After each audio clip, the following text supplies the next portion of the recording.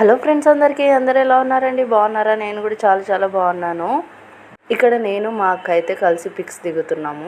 నిజంగా పెళ్ళి అంటారు కానీ పెళ్ళిళ్ళలో ఎంతమంది కలుస్తారు కదా, రిలేటివ్స్, మనకు తెలిసిన వాళ్ళు, తెలియని వాళ్ళు అందరు వచ్చి కలుస్తుంటే ఎంత బాగా అనిపిస్తుంది కదా. ఇంకా దాంట్లో కూడా పిల్లలు ఆడుతూ ఉంటారు, కొత్త ఫ్రెండ్స్ దొరుకుతారు వాళ్ళకు కూడా. మనము పెళ్ళిళ్ళలో ఎక్కడ లేని జోకులు అన్నీ అప్పుడే గుర్తొచ్చేస్తాయి కదా మనకి. ఎందుకో పెళ్ళిళ్ళు ఈ ఎండాకాలంలోనే ఉంటాయి ఎక్కువ శాతం.